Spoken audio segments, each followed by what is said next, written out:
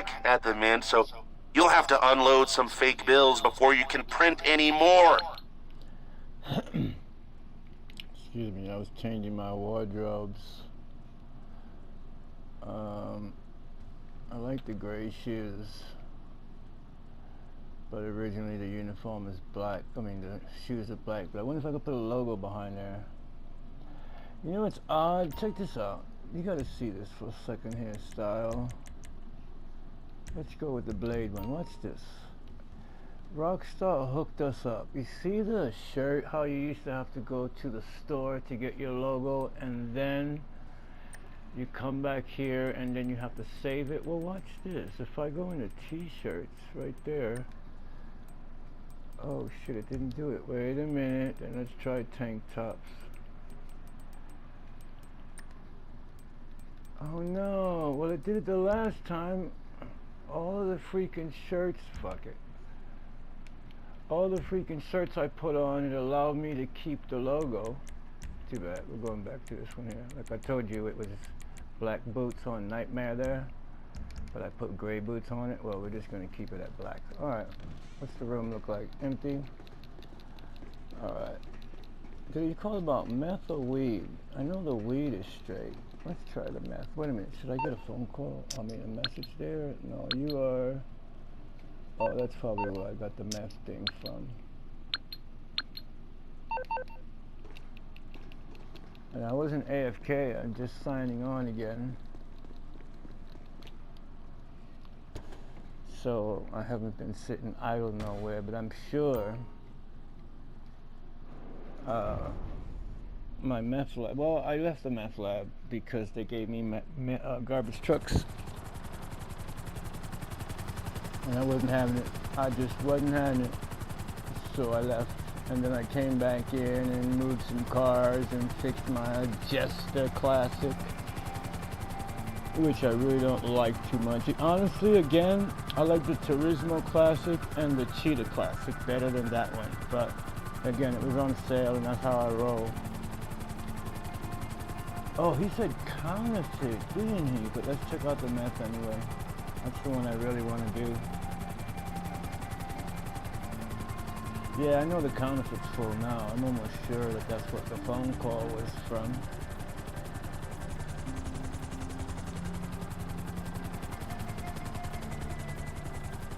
You know, I was a policeman in Chicago for around 25 years, and I became a captain, and then I became a director. But growing up as a patrolman in the field of law enforcement was kind of tough. You know, you had to like get the streets to believe you meant business. So every other Wednesday I'd go around with my nightstick and break an old man's leg. Oh, you're not the one that called me. But I wonder, since I tried to do it and they gave me garbage trucks, let's just do it again. Anyway, every Wednesday I'd go around and hit an old man in the shins, break his leg. It used to be $357, but it's that now. So let's see what they're gonna give me. Come on, man, don't be cheap.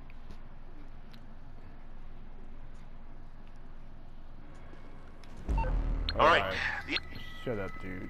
All right, that's a better opportunity. Anyway, so after about a month, the hospitals called me up and said if I would please stop bringing them old men to the emergency room. And I said, okay. So I went around and changed it to every Thursday and was hitting old ladies in the shins. Finally, they got the message, and you know, every time I'd walk into town, streets would clear up and shit. You know what I'm saying? When there was a crime, you know, let's tell them what they're. You know, that people. I had nobody holding back information from me because I was just a good cop. But it took me a while to get that reputation going. I had to bust a couple of knees and step on a couple of heads. All right, we're looking at 3 colors here, 3 planes. I do expect to be penalized, and you could say that in any penis manner you might think of. But I got 2 reds. Let's take a blue out and leave the 2 reds. Okay, everybody sees 3 planes, don't you? Oh wait, let me check this out. I always wanted to find this out. All right, there's the dot. Let me get out the plane and let me switch. I want to see if the map changes.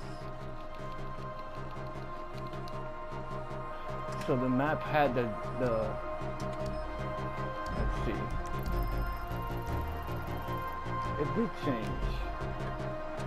So each plane in its own right. Oh wait, so let me try this then.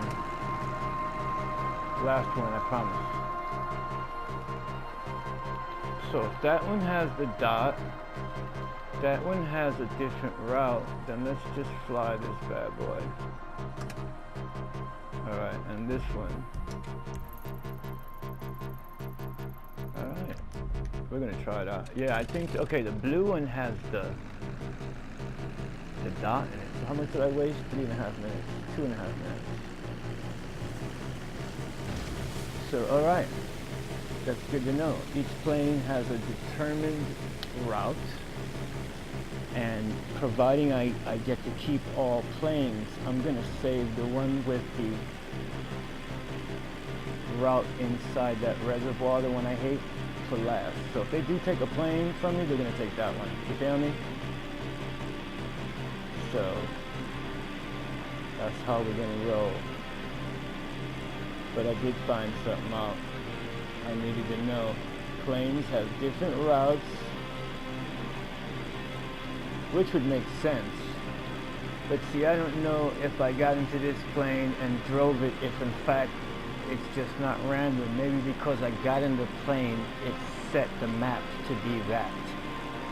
Because again, who's to say my first plane wasn't going to be that? I mean, any first plane wasn't going to be that strange little cubby hole. They call it reservoir. So maybe it's in the order you use them that the map gets created. So in this case, again, the first one I picked was in the little cubby hole over there. And then the second one is this one, and the third one is, anyway, we'll see.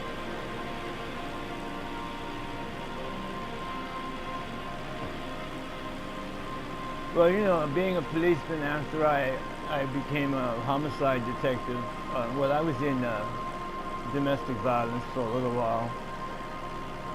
Oh, what the fuck? There was nothing there. Isn't that weird? Anyway, I was in domestic violence for a little while. When I'd go to the houses and the husband and wife be fighting, I'd go in and I'd say, okay, what was the fight all about? And, you know, she'd be yelling like, he doesn't love me anymore. And then he'd say, you know, the bitch always wants me to take her out. What the fuck, man? You know, I have to work all day and shit. And I'm looking at the kids running around with diapers hanging off their pants, smelling like pee.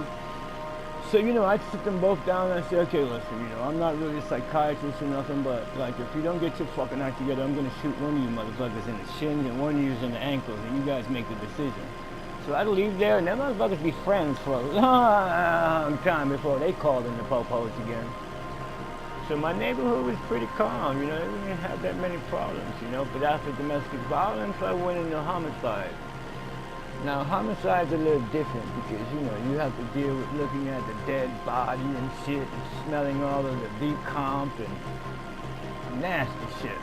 I had this one dude that was dead in a tub for like 4 months, you know, he was a puddle tub of water. It was like filled up to his neck, and he was in there and the water was all brown green and it had like trees growing out the motherfucking and shit. It was moldy and shit. Stunk like all the bloody Jesus. But I went in there and I said, well, let me figure this out, because everybody else was vomiting and choking and shit, you know, because it's my job, homie, it's my job.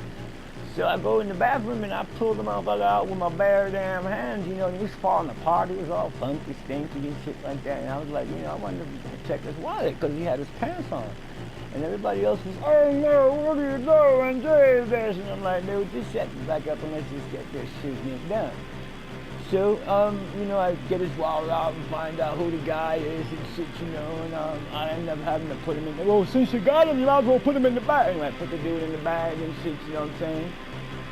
And then since the people who had to do the cleanup couldn't handle it either, them motherfuckers were like, no, I just can't go in there, man. It's just stink. So I had to clean up for them and shit, you know. It took me like about an hour to do it because I had some Windex and shit, you know what I'm saying? But yeah, I cleaned that shit up and found out who the guy was and went back to the office, but I forgot to take a bath, and so everybody's like, ew! But anyway, let's not forget about that shit. But anyway, so and meanwhile, I got the guy's wallet in my hand, and you know, when I in the elevator, you should have seen this old lady. She's like looking at me like I farted. I said, lady, this ain't no fart. This is work. Like if I worked in a cheese factory, I might smell like Limburger, but no, bro, this ain't that. So anyway, I went upstairs and I looked in his wallet, and inside his billfold, he had this note in there that said, if I die, check Bobby. Now I fucking said, oh shit, look at my yacht. What's he doing right there? So I fucking said, you know what, I'm gonna check Bobby out. Oh, I see why it's there, because I came over too deep. But it's facing the wrong way. The hell yeah it is. It should have been like, oops, get down. Closer to the, yeah, it's facing the wrong way. What's up with that? Anyway, so I looked in the guy's wallet and I found out, you know, check Bobby, whatever the fuck. So I went and found and looked in the yellow pages and I looked for a guy named Bobby. He's like, hey Bobby, did you kill this guy? And he's like, yeah. And I'm like, well, where are you? And he says, well, I'm not going to tell you. And so, you know, so I said, all right, bitch, you just wait. So I hung up the phone real quick. And then I called him back and said, sir, that pizza you ordered is going to be a little late, but it'll be free. And he's like, damn, skip it, yeah. So I said, I'm going to need your address again. You know, so he gives me the address and shit. You know, so I went and got him a pizza, actually, knocked on the door. I said, yo, home slice, where's your pizza? And he's like, oh, I didn't even order it, but thanks, man. So, you know, and then as soon as he grabbed for the pizza, you know, I cuffed him.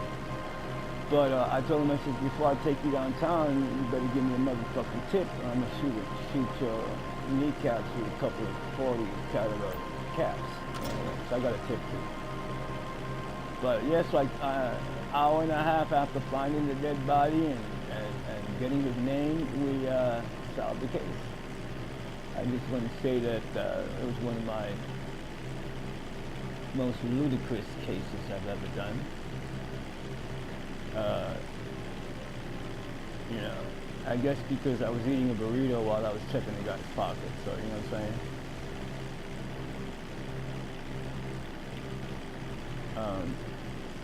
Well, he had a hanky in his shirt pocket, so I used that to wipe my mouth with, so. Dope!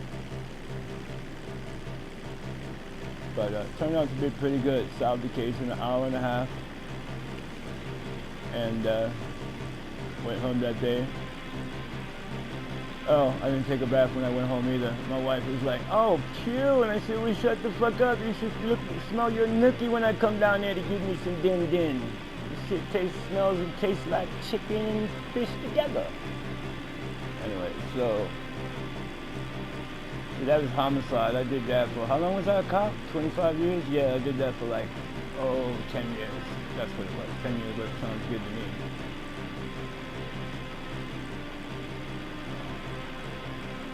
Alright. We're doing good here, man. So far, I still got 3 planes left. So far, I know where the whole plane is. The whole plane, man! Damn, it took me 10 minutes on this one plane, bugging around.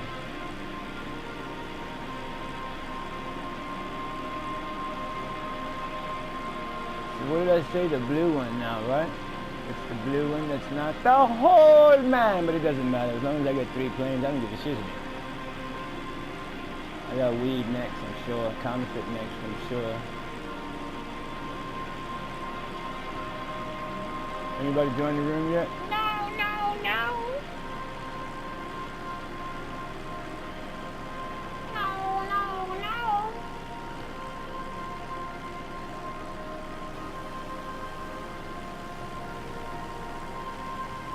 Yeah.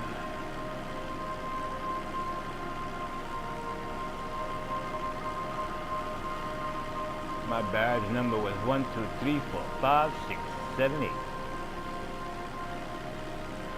My phone number, 911.